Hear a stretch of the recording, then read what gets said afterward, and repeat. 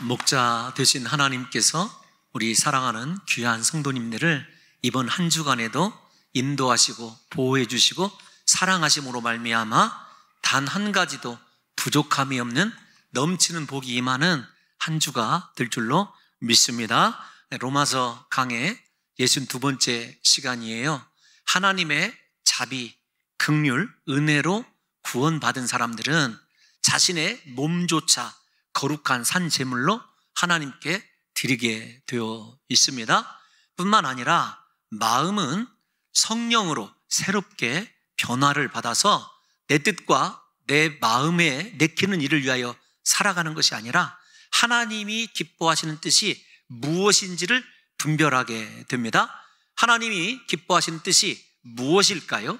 우선 가장 중요한 것은 우리 구원의 목적인데, 우리의 구원의 이유가 무엇이냐면 의외의 대답이었죠.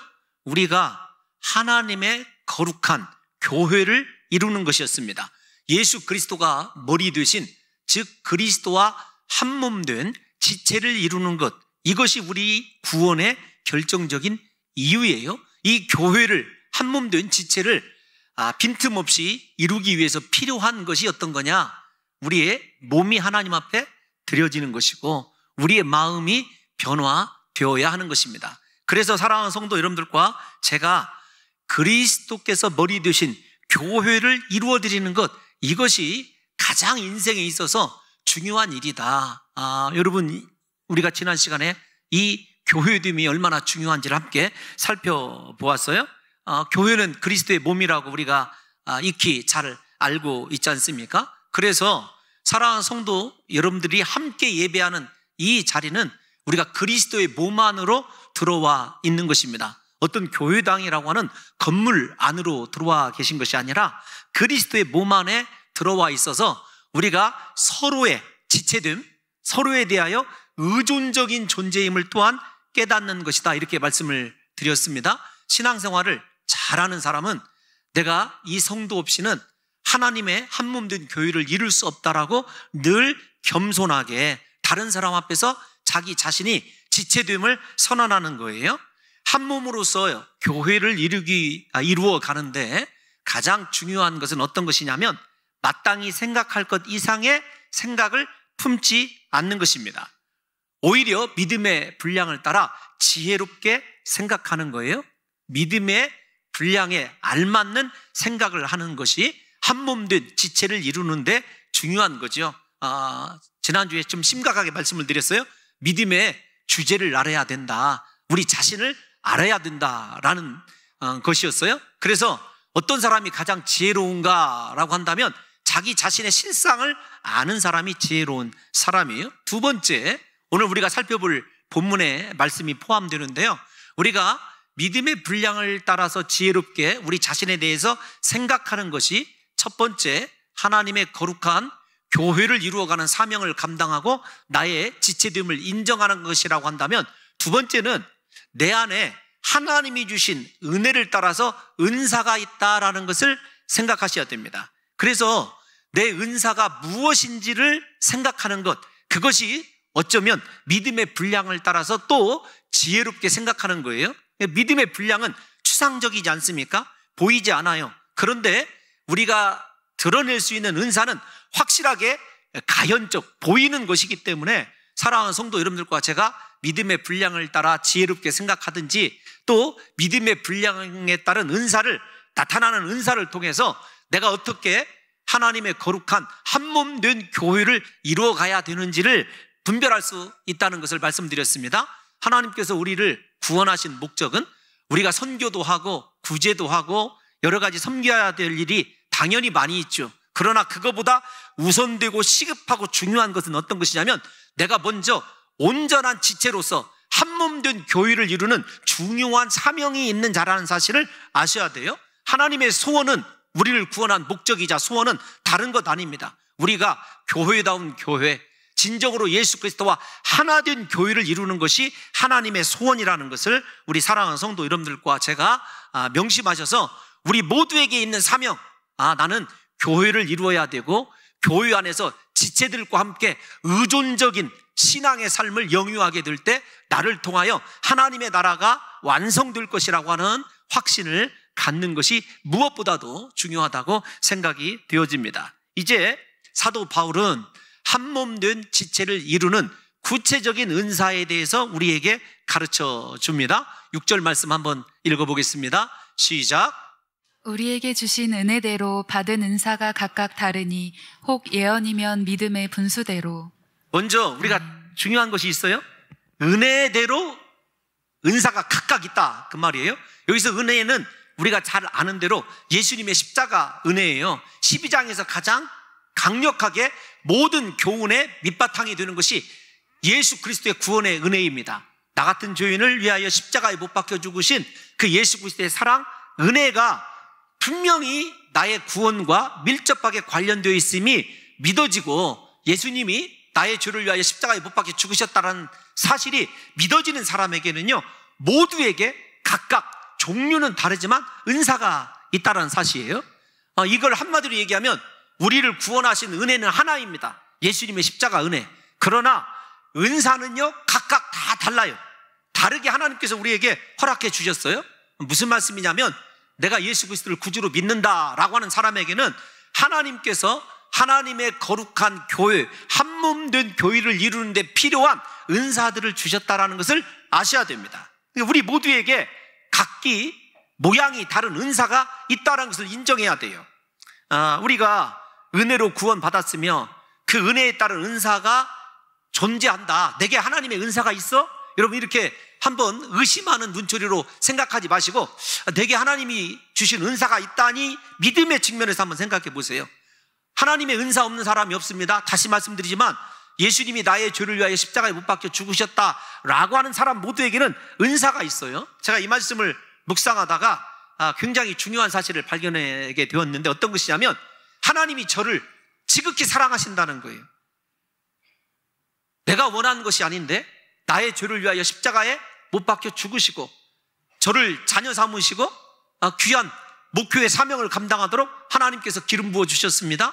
거기에다가 이 직분을 잘 감당하도록 은사를 주셨다는 거예요. 여러분, 이거 하나님의 특별한 사랑이 있다는 것이 가슴 속에서 이렇게 불같이 일어나게 되는 것을 느꼈습니다. 오늘 우리 사랑하는 성도 여러분들에게도 마찬가지입니다. 하나님이 우리를 얼마나 사랑하시는지, 그의 독생자 아들도 주셨고 그 아들을 주시니까 우리에게 모든 것을 어찌 후히 주시지 않겠느냐. 로마서 8장에 그분의 사랑을 우리가 한번 이미 살펴보았어요. 나에게 은사도 주셨습니다. 하나님이 우리를 얼마나 사랑하시는지를 좀 우리 사랑하는 성도 여러분들이 이번 한 주간 좀 깨달았으면 좋겠어요. 이렇게 한번 생각해 보세요. 무엇을 생각하냐면, 요즘에 우리 사랑하는 성도 여러분들이 가장 신앙적인 오류를 범하는 것이 무엇일까라고 한번 생각해 보았습니다. 그것이 어떤 거냐면, 가장 두드러져야 될 부분이 두드러지지 않은 건데, 하나님이 나를 사랑한다, 하나님이 지극히 나를 사랑한다는 그 사실을 우리 성도 여러분들이 좀 잃어버리고 살아가는 것 아닌가, 이런 생각이 들 때가 많이 있어요. 하나님이 사랑하신다는 그 사랑을 깨닫게 될 때 우리 안에서 얼마나 용기가 나고 위로가 되고 힘이 되는지 몰라요. 목회자로서 지치고 힘이 들 때, 기도할 때 하나님께서 어떤 마음속에, 얘야, 그래도 내가 너를 여전히 사랑한다, 내가 너를 사랑한다라는 그 말이 여러분 들려지게 되고 느껴지게 될 때 온 천하를 다 갖고 있는 듯한 그런 이 기쁨과 희열이 속에서 올라오더라고요. 다시 말씀을 드립니다. 하나님께서는 여러분들을 사랑하셔서 독생자도 내어주셨고 모든 각양각색의 은사도 주셨습니다. 아들을 주시니까 우리에게 그 어떤 것도 더 주실 수 있다라는 확신을 좀 가지셔서 이번 한 주간에 우리 사랑하는 성도 여러분들께서 다른 것보다 나를 지독히도 사랑하시는 하나님의 그 사랑을 좀 피부로 느끼는 한 주가 되시기를 예수님의 이름으로 축원합니다. 각자에게 은사를 주셨다라는 것을 생각하니까 하나님의 그 사랑이 너무 감격스럽더라고요. 나 같은 자에게 은혜도 주시고 선물도 주시고 은사도 주시다니, 저와 여러분들이 하나님에게 받은 그 은사가 무엇인지를 좀 확인하셨으면 좋겠어요. 은사를 좀 생각을 하다가 무언가 특별한 것, 은사 조금 이따 살펴볼 거예요. 그런데 우리 사랑하는 성도 여러분들이 금방 설교를 들으면서 나에게 은사가 있을까? 여러분, 은사가 있어요. 건강해서 성도들을 섬기기 위해서, 교회의 하나됨을 이루기 위해서 청소하는 것도 은사입니다. 아이들의 코를 한번 닦아주는 것도 은사예요. 다른 사람에게 위로의 말을 잘해주는 것도 은사입니다. 내 귀한 음식 솜씨로 다른 이들을 대접하는 것도 분명히 은사예요. 냉정하게 내 자신을 살펴보면 하나님께서 그분의 영광된 목적을 위해서 사용하라고 우리에게 주신 은사가 누구에게나 다 있어요. 그래서 우리는 모든 성도를 귀히 여겨야 돼요. 모든 성도에게 의존적이 되어야 됩니다. 왜냐하면 나의 은사와 그 사람의 은사가 달라요. 다르게 된 것은 무엇이냐면 이 다름이 합하여져서 한 몸 된 교회를 이루라고 하나님이, 이건 성경적인 것은 아니지만 각 사람의 성격에 맞도록 모든 은사를 주셨더라고요. 그런데 여러분, 우리가 중요한 거 한 가지만 생각하면 돼요. 은사는 나를 위해서 사용하는 것이 아닙니다. 나를 어필하기 위해서 하나님께서 주신 것이 아니에요. 하나님의 목적을 위해서 사용하라고 은사를 주셨어요. 그 목적이 무엇이냐면 한 몸 된 지체로서 거룩한 하나님의 나라를 이루어가라고, 즉 다른 사람을 섬기라고 은사를 주셨어요. 그러니까 내게 있는 은사는 그것이 뭐 물질이 되었든지 달란트가 되었든지 어떤 특별한 재주가 되었든지 다른 사람을 섬김으로 하나된 공동체를 이루어가는 데 필요한 것이기 때문에 하나님이 주셨어요. 그 은사를 나를 위하여 사용하는 순간부터 이미 하나님의 목적에서 벗어난 은사이기 때문에 그 은사가 오히려 우리에게 걸림돌이 되고 넘어지는 원인이 된다는 사실을 우리 성도 여러분들이 분명하게 좀 이해를 하셨으면 좋겠습니다.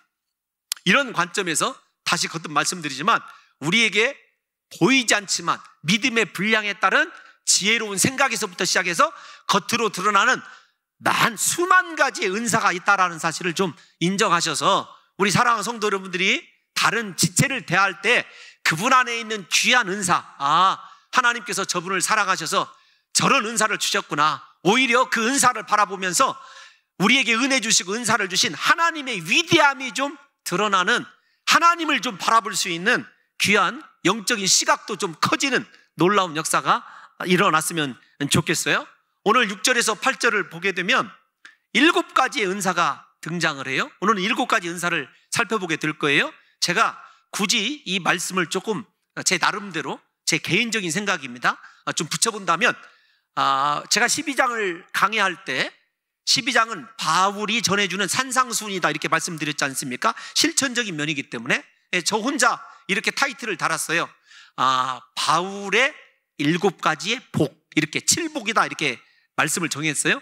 우리 예수 그리스도께서 산상수훈을 외치실 때 맨 처음 8복을 선언하셨듯이 사도 바울도 사실은 8가지 복을 선언하셨어요. 오늘은 8가지 복 가운데 7가지 복을 살펴볼 거예요. 그 8번째 복, 남아있는 복이 어떤 거냐면 사랑이에요. 그건 여러분 맥주감사주일 지나고 그 다음 주에 살펴보게 될 거예요. 좌우지간 8복이 있는데 산상수훈처럼 사도 바울이 은사로 이야기를 하고 있어요. 그러니까 은사가 복이라고 생각을 하시면 오늘은 7복, 7가지의 복을 먼저 생각해 보려고 그래요. 사랑이라고는 포괄적인 복을 먼저 생각하기 전에 하나님께서 7가지 복을 주셨어요. 근데 다른 바울 서신을 살펴보면 우리에게 주신 하나님의 은사가 7가지만 있는 것이 아니에요.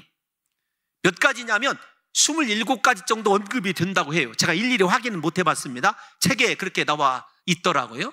그런데 여러분, 중요한 것이 있어요. 어떤 것이 있냐면 이 7가지의 복이 말에 관한 복, 말로서 행할 수 있는, 말로서 감당할 수 있는 이 은사가 3가지가 있고, 그 다음에 행위로서 직접적인 우리의 몸을 들여야 되는 은사가 4가지가 있습니다. 예를 들면 말로서 행하는 은사는 어떤 것이냐면 예언, 가르침, 위로예요.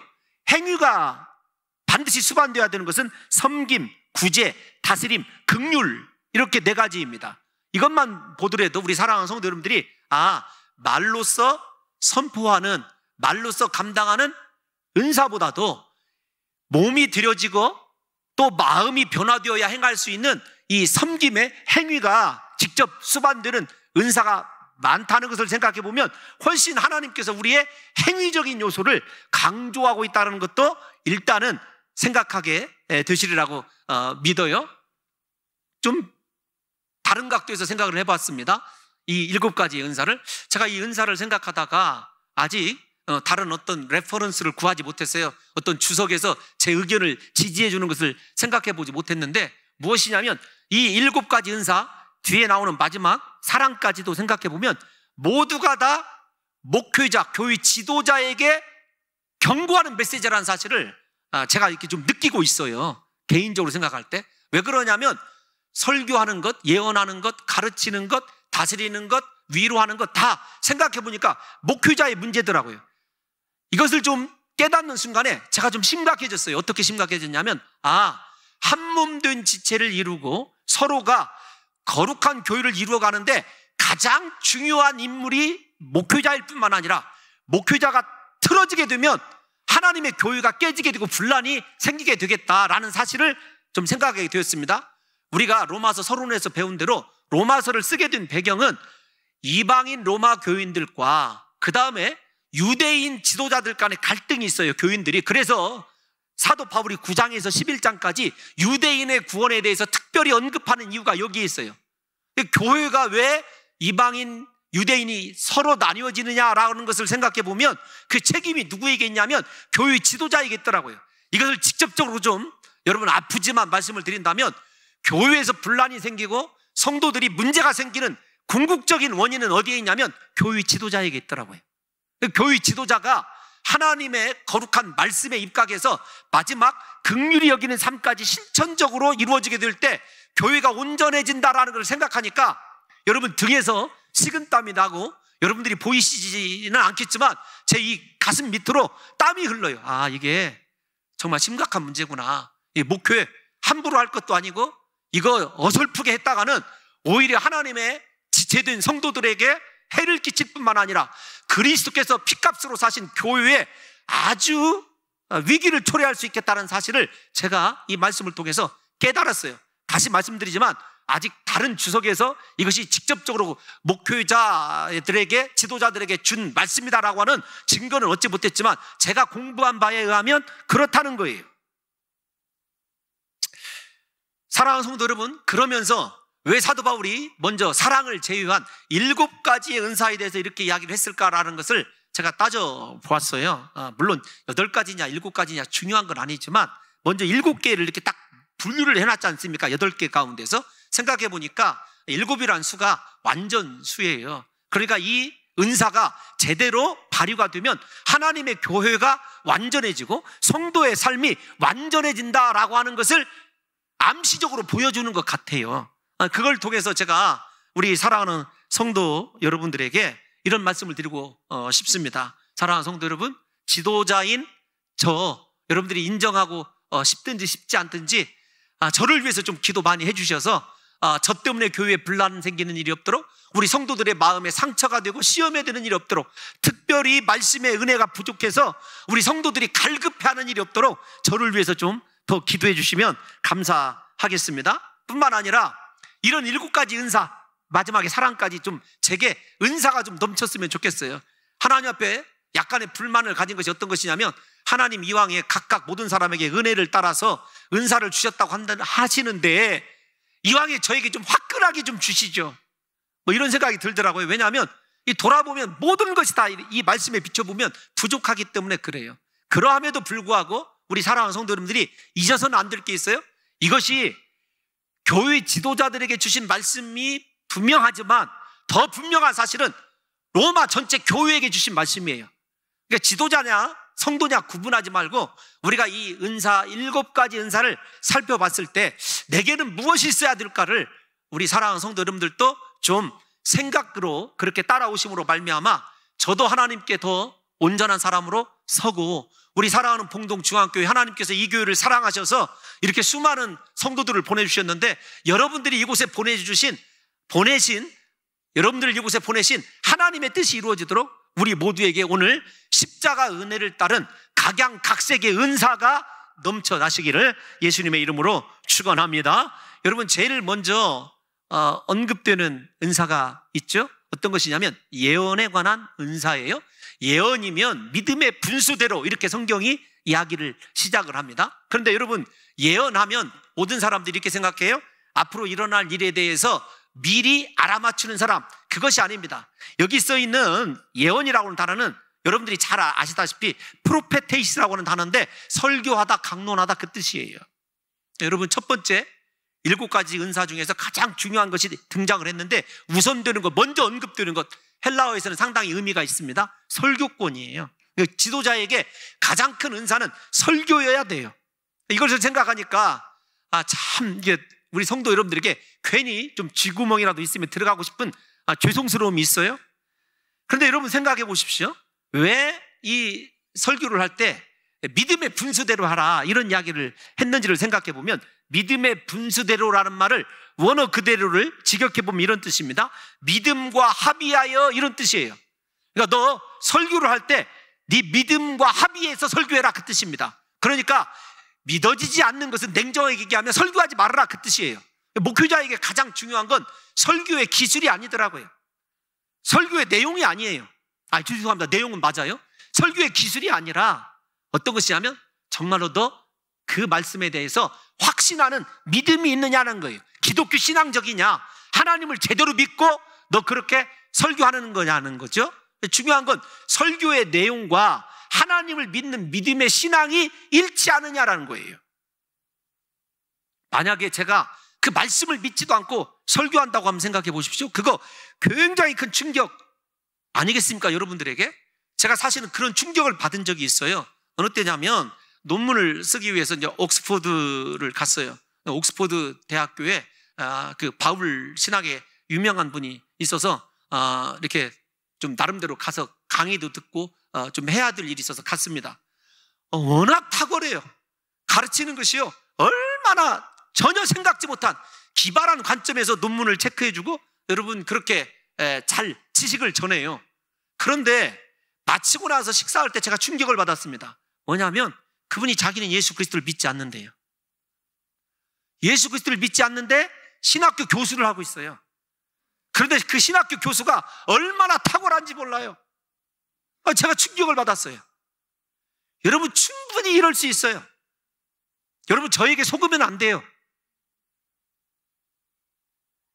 설교하는 것이 중요한 것이 아니라 설교의 뿌리는 무엇이어야 되냐면 제 안에 있는 믿음이어야 됩니다. 정말로 하나님을 신앙하는 그 신앙과 설교가 일치하느냐가 굉장히 중요해요. 설교를 준비하면서 여러분 제가 이 전하는 메시지가 저의 하나님을 향한 믿음과 어떤 면에서도 모순되지 않아야 된다라는 말을 제가 써놓고도 너 정말 그러냐? 라는 것이 제가 가지고 있는 심각한 고민거리이거든요. 이러한 믿음의 합의점에서 설교자인 저 자신은 선포하는 말씀이 살아계신 하나님이 제게 주신 말씀이고 전능하신 하나님께서 반드시 그 말씀 속에서 역사하실 것이라, 이 말씀이 이루어질 것이라고 믿음이 있느냐라는 것을 여러분 생각하게 되었어요. 근데 저만 그러느냐? 아닙니다. 사랑하는 성도 여러분들이 이 시간에 말씀을 들을 때 이성으로 들을 것이 아닙니다. 지식으로 들을 것이 아니에요. 무엇으로 들어야 되냐면 믿음으로 들어야 돼요. 저 말씀이 살아계신 하나님의 말씀이고 내가 저 말씀을 붙잡으면 내 인생의 변화가 일어나고 내가 저 말씀을 붙잡으면 모든 하나님의 능력과 권세가 내 것이 된다고 하는 확신이 여러분들에게 있느냐예요.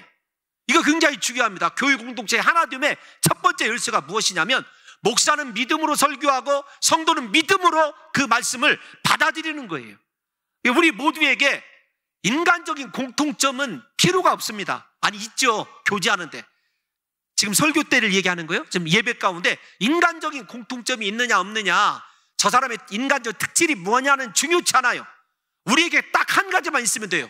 저는 믿음으로 말씀을 선포하고 우리 사랑하는 성도 여러분들은 믿음으로 그 말씀을 받아들이면은요, 믿음이 우리를 하나 되게 할 뿐만 아니라 하나 된 우리 공동체에 하나님께서 그분의 거룩함과 영광을 나타내 주실 줄로 믿습니다. 여러분 이 설교를 준비하면서 제가 좀 감동받은 신학자가 있어요. 칼바르트인데 우리 교단에서는 이 사람을 언급하면 목사님들이 색안경을 끼고 쳐다봅니다. 근데 너무 은혜스러운 거예요. 그분의 로마서 주석은 읽어보면 이렇게 되어 있어요. 설교는 하나님 자신의 말씀이다 라는 거예요. 그러니까 설교자인 제가 하나님 자신의 말씀을 전하는 이 태도가 제대로 되어 있는지 정말 숙연해지더라고요. 그러면서 그가 덧붙였어요. 어떻게 덧붙였냐면 그러나 하나님 자신의 선하신 뜻을 따라 하나님의 이름으로 한 사람, 설교자를 선택하셔서 성경의 말씀을 사람들에게 증거하는 것이다. 하나님 자신이 필요한 사람을 선택하셔서 하나님 말씀을 전하게 하시는 것이다. 이 부분을 읽으니까 위로가 되더라고요. 야, 네가 무엇인데 하나님 자신을 전할 수 있는 설교자로 선택받았는가? 반대로요, 사랑하는 성도 여러분들이 하나님 은혜 가운데서 하나님 자신을 말씀으로 받을 수 있는 특권이 누구에게 있냐면 여러분들에게 있는 거예요. 그러니까 여러분, 이거보다 훨씬 더 중요한 은혜와 복이 어디에 있겠습니까? 다시 한번 선언하고 싶습니다. 사랑하는 성도 여러분, 믿음으로 설교를 들으시기 바랍니다. 믿음으로 들을 때 우리 사랑하는 성도 여러분들의 삶 가운데 하나님이 약속하신 하나님의 능력뿐만 아니라 하나님이 이루시고자 하시는 모든 소원을 그 말씀을 통해서 채워주시고 이루어 주실 줄로 믿습니다. 두 번째, 말씀을 그러면 설교하는 대로 끝나야 되느냐? 교회 지도자에게 그렇지 않아요. 섬겨야 됩니다. 섬기는 일이 나와요. 이게 따로따로 떨어져 있을 수도 있지만 저는 이게 하나의 나름대로 쌍이라고 보는 거예요. 여러분 죄송합니다. 다시 6절 말씀을 한번 띄워놔 주세요. 6절이 지나가고 있나요? 죄송합니다. 7절로 가야 되겠네요. 7절 보면 혹 섬기는 일이면 섬기는 일로 이렇게 되어 있어요. 약간 애매해요. 여기 섬긴다라고 하는 말은 서비스인데 이게 중요합니다. 우리가 하나님을 예배할 때 이 서비스라고 하는 단어가 쓰이지 않습니까? 하나님을 섬겨요. 그런데 하나님을 섬긴다라고 그랬을 때 중요한 것은 무엇이냐면 우리가 온 마음으로 그분을 정하여 섬기는 것을 얘기해요. 그러니까 우리의 마음이 나뉘지 않고 1%도 누락 없이 그 섬김의 대상을 향하고 있는 것, 그것을 얘기합니다. 그런데 이 말이 헬라어로 그래서 디아코니아라고 하는 말인데 저 말을 제대로 해석을 하자면 그런 뜻이에요. 어떤 것이냐면 섬길 때에는 오로지 섬기라, 이 번역이 옳아요. 저 번역이 틀렸다는 말이 아니라 섬기는 일이면 섬기는 일로, 잠깐 애매하지 않습니까? 어떤 거냐면 섬길 때에는 오로지 섬기라는 거예요. 무슨 말입니까? 섬김에 집중하라는 거예요. 하나님이 섬김의 때를 주셨을 때는 목회자에게 적용해보면 말씀을 가르치는 것으로 끝나지 말고, 말씀을 선포하는 것으로 끝나지 말고 너에게 혹시 섬기는 때가 오면 섬기는 일에 집중하라, 그 뜻입니다. 설교와 섬김이요 하나라는 것을 동일선상에 놔야 된다는 것을 볼 수 있는 거죠. 섬길 때에는 섬기는 것 이외에 다른 생각을 하지 말라는 거예요. 목사인 저만 그러냐? 그렇지 않아요. 우리 사랑하는 성도 여러분들에게 말씀의 은혜가 믿음 안에서 제대로 이루어지게 되면요 하나님을 섬기고 싶어요. 예배하고 싶습니다. 하나님이 내게 어떤 것을 부탁하셔도요 다 들어줄 수 있는 것 같아요. 그런데 가장 하나님이 우리에게 부탁하신 일 중에 중요한 일은요 섬기는 거예요. 우리가 예수님의 말씀 한번 읽어볼까요? 마가복음 10장 45절, 예수님이 말씀을 선포하시고 어떻게 하셨는지 말씀의 선포와 마가복음 10장 45절 시작. 인자가 온 것은 섬김을 받으려 함이 아니라 도리어 섬기려 하고 자기 목숨을 많은 사람의 대속물로 주려 함이니라. 아멘. 아멘. 예수님이 이 땅에 오신 목적이요 한 가지예요. 섬기시기 위해서. 왜 가르치시고 기적을 일으키셨느냐? 섬기시는 일로 보신 거예요. 그래서 섬김은요 어쩌면 하나님의 말씀을 감싸야 될 가장 중요한 것이라고 할 수 있어요. 제대로 말씀의 은혜 받은 사람은 그래서 하나님을 예배하고 다른 사람을 섬기는 위치에 서기를 기뻐하고 즐거워한다는 것입니다. 그런데 우리가 섬길 때 흔히 일어나는 우리 안에 오류가 있어요. 신앙적인 오류. 첫 번째 오류는 무엇이냐면 내가 누구인데, 세상에서 내가 무엇인데 라는 생각을 갖게 돼요. 두 번째로는 그럼에도 불구하고 계속해서 섬기는 사람들이 당하게 되는 시험은 무엇이냐면 왜 나만 섬겨야 되는가 라는 것이에요. 세 번째 시험은 어떤 것이냐면 섬김의 대상이 되는 사람에 대한 판단이 우리 속에서 은근히 일어나기 시작합니다. 아이고 인생 얼마나 못났으면 저렇게, 이렇게 생각할 경우가 있다는 거예요. 그 세 가지가 섬길 때 우리 안에서 철저히 배제되어야 될 것입니다. 제가 이 말씀을 읽다가 별로 좋은 예가 아니지만 한번 예를 좀 말씀을 드리고 싶었어요. 직접 제가 겪은 일인데 어느 전도사님에게 들었습니다. 어느 전도사님이 교회 탐방을 했는데 서울의 유수한 교회입니다. 그 목사님께서 이렇게 교훈을 했다는 거예요. 야, 너희들 지금처럼 공부 안 하고 기도 안 하면 평생 봉고차만 몰게 된다. 근데 제가 그 말씀을 들었을 때 여러분들은 지금 아무런 그런 여러분들의 일이 아니니까 목회자인 제 입장에서 갑자기 속에서 막 울분이 터져 나오는 거예요. 그 말을 들었을 때. 아니 진짜로 그렇게 얘기했어? 그러면 저 산골 오지에서 영혼 5명, 1명 두고 그 영혼 때문에 나가지도 못하고 진짜 영혼 사랑 때문에 자기의 모든 거 희생하는 목회자는 뭐란 얘기야? 순간적으로 이게 굉장히 좀 화가 나기 시작을 했어요. 그런 것은 아니라 생각되지만 그 목사님 말 중에는 봉고차 타고 다니고 시골에서 목회하면 이 마음을 갖고 있는 거예요. 섬기고 오히려 사랑해 줘야 되는 것이 아니라, 여러분, 이렇게 남을 정죄하고 판단하는 마음이 있어요. 물론 그분의 순수한 의도는 어떤 것이냐면, 이 젊은 앞으로 목회를 할 사람들에게 잘 동기부여를 해줘서 이들이 정말로 기도 많이 하고 공부 많이 해서 훌륭한 목회자가 되기 원하는 것이 가장 순수한 마음일 거예요. 그런데 그 순수함을 제가 조금 나름대로 어떻게 보면 제 안에 있는 열등의식 때문인지 모르지만 곡해하게 되었다는 거죠. 우리가 섬길 때 그런 생각을 가질 수가 있어요. 다른 사람을 섬김의 대상, 오히려 내가 당신 때문에 축복받았습니다. 하나님의 말씀이 내 속에서 역사하니 당신이 내 스승입니다. 당신을 통하여 내가 더 거룩한 은혜를 받습니다. 이렇게 겸손하게 생각하는 것이 아니라, 그렇게 섬김 받아야 될 대상을 우리가 함부로 정죄하고 판단하고 인생을 실패한 사람처럼 여길 때가 있다라니까요. 그것이 우리에게서 없어져야 될 거예요. 내가 누군데는 물론이고 왜 나만, 이런 것들은요, 은혜 떨어지면 나타나는 현상이기 때문에 그렇습니다.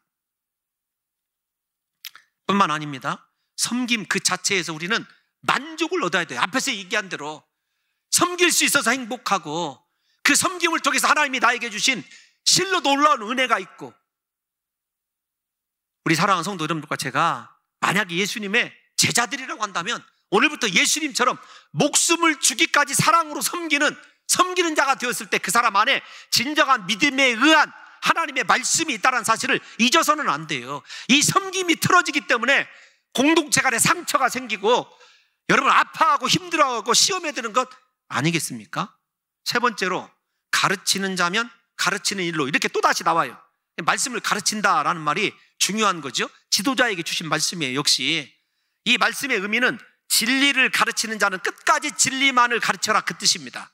그러니까 가르치는 자는 가르치는 일로, 그 말은 어떤 것이냐면, 가르치는 이 일, 진리를 드러내라, 그 말은 제가 해석한 건데, 가르칠 때 예수 그리스도 외에는 보이지 않아야 돼요. 예수 그리스도만 드러내라는 것입니다. 오직 예수 그리스도 외에 다른 것이 보이게 해서는 안 된다는 거예요. 진리이신 예수님만 나타나야 돼요. 그러니까 가르치는 자면 가르치는 일, 그 일이 왜 행하게 됐냐면 예수님께서 주셨고 예수 그리스도를 나타내라고 주신 말씀 아닙니까? 그런데 중요한 게 있어요. 이렇게 가르침을 통해서 참 이게 어려워요. 왜 어렵냐면, 목회자가 설교나 가르침을 통해서 세상의 지식과 세상의 좀 설교를, 죄송해요, 제가 좀 그런 것에 열등의식이 있어서 그런지 세련되게 막 세상의 어떤 뭐 지식이나 어떤 인문, 그 다음에 무슨 나름대로 철학, 이런 것을 응용하지 않아야 된다, 그런 뜻은 아니지만 제가 못하기 때문인지 모르지만 진리를 가르치는 데는요, 진리 그 이상이, 예수 그리스도의 말씀 이상이 여러분 첨가돼서는 안 돼요. 왜냐하면 말씀 그 자체가 하나님의 능력 있는 검이고 그 말씀이 좌우에 날선 검이기 때문에 성도들의 심령을 충분히 여러분 그렇게 움직일 수 있어요. 우리가 잘 아는 대로 느헤미야 8장에 가보십시오. 학사 에스라가 하나님의 말씀을 펴기만 하고 그 말씀 그대로를 낭독하기만 했는데도요, 성도들에게서 회개가 일어나고 놀라운 역사가 일어나는 것 아닙니까? 한마디로 얘기하면 요즘 아이들이 쓰는 말로 너 가르칠 때 MSG 섞지 말아라, 그 뜻이에요. 여러분, 이 말씀과 그 다음 대꾸를 이루는 것이 어떤 거냐면, 위로하는 자면 위로하는 일로, 이렇게 되어 있어요. 말씀을 가르칠 때는 죄송한 표현이지만 추상 같아야 돼요. 그런데 위로하는 자가 되었을 때는 어떻게 되냐면 정말로 화목하고 따뜻하고, 파라클레토스, 파라칼레오라는 말이거든요. 똑같아요. 성령의 위로와 이 말이, 위로하다는 말이 파라칼레오예요. 그래서 위안을 줘야 돼요. 제가 이 1부 때 이 본문 말씀을 설교하면서 저는 이런 데서 정말로 실패한 목회자인지도 몰라요. 왜냐하면 가르치는 것 나름대로 추상같이 가르친다고 하는데 얼마나 괌을 치면서 가르칩니까? 그런데 중요한 건 뭐냐면 1대1로 만나면 정말로 따뜻한 위로자가 되어져야 되거든요. 성도들을 감싸줄 수 있어야 되고 그들의 모든 것 다 포용할 수 있어야 돼요. 제가 그것이 안 되죠. 말씀 가르치고 1층에 내려가면은요, 완전 모세의 기적입니다. 성도들이 갑자기 바빠지기 시작해서 뒤로 돌아서서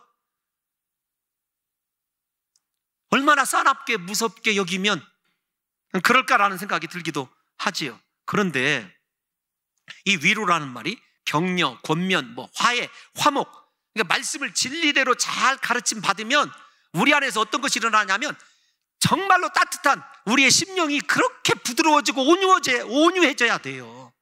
여러분들이 은혜 받았다고 한다면 어디에서 변화가 일어나야 되냐면 마음에서 변화가 일어나야 된다는 것입니다. 그런데 이 위로자를 잘 나타낸 사람이 누구냐면 위로의 아들, 누구죠? 바나바예요. 바나바가 사도행전 4장에 보면 그의 모든 소유와 밭을 팔아서 사도들의 발 앞에 내놓은 사람이에요. 그걸 얘기하려고 하는 것이 아닙니다. 진짜 위로자는 어떤 것이냐면 사도 바울이라고 하는 하나님께서 택한 이방 선교를 위한 혜성 같은 종이 나타나니까 그 바울 뒤로 숨는 사람, 바울이 더 도드러지게 나타나도록 한 사람이 누구냐면 바나바예요. 이게 위로예요. 성경이 얘기하는 위로는 다른 것 아닙니다.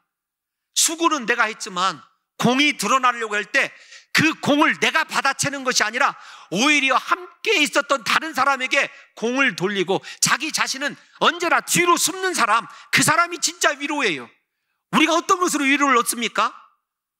당연히 위로받을 자가 위로받아야 되는데 그 사람이 자기를 겸손하게 낮추고 오히려 다른 사람을 세워주는 그 장면을 통해서 우리가 감동을 얻고 위로를 얻는 것 아닌가요? 오늘날 교회에서 왜 우리가 위로자가 되지 못하냐면 내가 누군데, 앞에서 얘기한 것과 동일하게 내가 이 정도는 대접받을 수 있다라고 생각하는 그 마음이 착각이에요. 우리는 감동을 줄 수 있어야 돼요. 위로자가 될 수 있는 건 다른 것이 아닙니다. 말로 위로를 받는 것이 아니라, 다시 말씀을 드리지만 내가 인정받고 사랑받아야 될 그 자리에서 나는 이 대접받을 자격이 없습니다. 나보다 이 김 집사가 훨씬 더 수고했습니다. 이 사람을 통하여 하나님이 일하실 것입니다. 오히려 그 사람 뒤에 숨어줄 수 있는 그것이 감동이고 위로 아닌가요? 그 다음에 구제하는 자는, 여러분 구제는 뭘로 하라고 했냐면 성실함으로 이렇게 하라고 나와 있습니다. 7절 말씀 한번 띄워놔 주세요. 보면 구제하는 자는 성실함으로 이렇게 얘기하고 있잖아요. 그렇게 진리로 가르치고 위로하고 그걸로 끝나는 것이 아니에요. 무엇이냐면 구제가 있어야 되는데, 구제는 성실하다 그 말은 원어로 보면은요 단순하게 하라 그 말이에요. 복잡하면 구제할 수가 없어요. 무슨 말이냐면 복잡하다는 말은 계산이 따르거든요. 그냥 하나님의 말씀이 단순하게 구제하라고 그랬으니까 단순하게 말씀 그대로 구제하면 돼요. 앞뒤 계산하지 말고 그 표로대로 성실하게 나눠주면 돼요. 우리는 주는 것으로 끝나야 돼요. 뭔가 기대하면은요 복잡해지는 거예요. 단순하게 하라 말이 그 말이에요. 대부분 우리는 그렇지 않죠. 내가 이만큼 뭐 주면은 기대하는 게 얼마나 많이 있습니까? 저는 나름대로 자존심도 있어가지고 제가 일부 때도 말씀을 드렸는데, 우리 교회 제가 부임해서 어려웠을 때, 제가 사례를 받지 못하고 있을 때예요.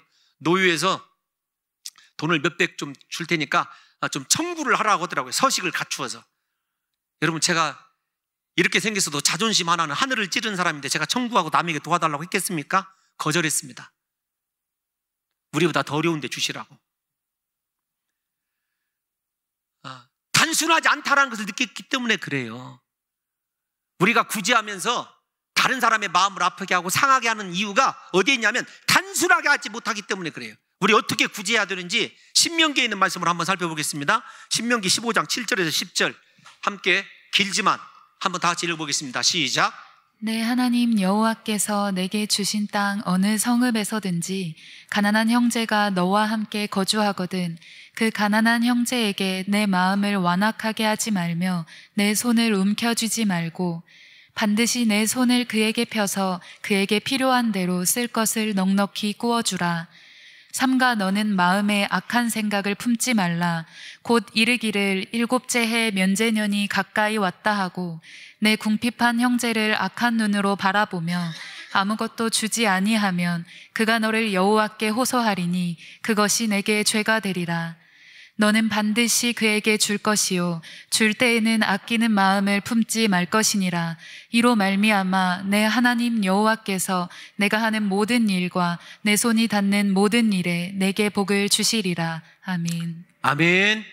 여러분, 단순하게 구제하셔서 하나님께서 여러분들이 하는 일마다 복을 주시는 역사가 있기를 예수님의 이름으로 축원합니다.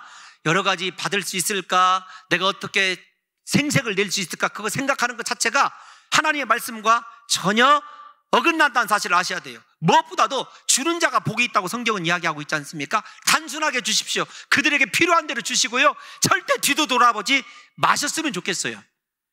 그 다음에 다스리는 자는 부지런함으로 이렇게 이야기합니다. 다스리는 자는 결정권자 아닙니까? 이 세상에서 가장 위험한 지도자는요, 게으른 지도자예요. 그런데 여러분, 다스리는 자 왜 부지런함으로 하라고 했냐면, 먼저 잠언 마지막으로 27장 23절 한번 읽어보겠습니다. 27장 23절 시작. 내 양떼의 형편을 부지런히 살피며 내 소떼에게 마음을 두라. 아멘. 여러분, 마음이 두어지는 곳, 즉 사랑하게 되면은요, 부지런해져요.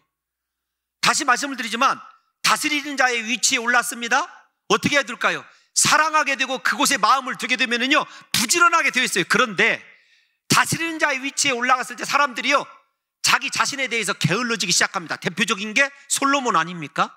또 대표적인 게 다윗이에요. 아직 완전하게 하나님의 언약에 의한 영토가 회복되지 않았음에도 불구하고 그가 게을렀을 때 밧세바 사건이 일어난 거 아시지 않습니까? 솔로몬이 그가 하나님의 양떼에게 마음이 떠나서 부지런해지지 않았을 때 어떤 줄을 범했는지 한번 생각해 보시라고요. 여러분, 이 말씀이 이해가 안 가면 제 경험을 통해서 말씀드리고 싶습니다. 옛날에 저희 집에 일하시는 분들이 계셨었어요. 어린 나이에. 근데 이제 그분이 세경을 받아가지고 자기 땅을 가지고 나가게 되었습니다. 그런데 참 제가 놀라운 사실을 발견했어요. 어떤 거냐면, 집에 있었을 때는 그렇게 아버지가 6시, 7시에 일어나라고 해도 안 일어나던 그 삼촌이요, 자기 땅이 생기는 순간에 새벽 3시, 4시에 나가서 일하는 거예요. 충격을 받았어요. 저 삼촌이 저렇게 부지런할 수가? 무슨 말이냐면, 여러분, 애착이 가고 정말로 우리의 마음이 있으면은요, 부지런하게 되어 있어요. 우리 모두 마찬가지입니다. 우리 사랑하는 성도 여러분들에게 다스리는 것이 중요한 게 아니라 끝까지 그곳에 마음과 사랑을 두고 성실하게 행하는 것이 중요해요. 마지막이 어떤 거냐면, 긍휼히 베푸는 자는 즐거움을 해요. 이게 가장 어려워요. 왜 그러냐면, 우리 인간의 속성에게는요, 우리가 긍휼이라는 단어를 어디서 많이 배웠죠? 9장에서 11장에서 많이 들었습니다. 하나님의 긍휼로 구원함을 받았어요. 그런데 다른 사람에게 긍휼 베풀기는요, 인색한 것이 저와 여러분들의 본심이에요. 용서가 안 됩니다. 다른 사람에 대해서 이해가 안 돼요. 그래서 긍휼을 베푸는 자는 즐거움을 하는 말은 이런 뜻이에요. 긍휼을 베풀기가 쉽지 않아요. 왜 그러냐면, 하나님의 말씀은 긍휼을 베풀라 이렇게 명령하고 있는데, 그 말씀을 의지하고 나를 쥐어짜야만이 긍휼을 베풀 수가 있어요. 그게 무슨 말입니까? 하나님께서 긍휼을 베풀라고 하는 그 말을 즐거움으로 순종하라는 거예요. 너 용서하기 힘들어도, 너 그 사람에게 먼저 손 내밀기 힘들어도 네가 그를 불쌍히 여기고 먼저 긍휼히 여겨라. 그 말씀에 내가 즐거움으로 아멘하고 순종할 때 하나님의 긍휼의 역사가 일어난다는 것입니다. 저는 사랑하는 성도 여러분들과 제가 이 긍휼을 통해서 하나님의 사랑, 우리를 향한 자비를 좀 깨달았으면 좋겠어요. 그래서 이 7가지의 복, 다음 주에 다음 시간에 8복, 사랑에 대해서 배우겠습니다만, 우리 봉동중앙교회 성도들이 이 7가지 은사를 저와 여러분들이 서로 잘 주고받음으로 말미암아 이 땅 가운데서 하나님의 소원인 그리스도를 머리로 하는 온전한 한 몸 된 교회를 이루는 역사가 있으시기를 예수님의 이름으로 축원합니다.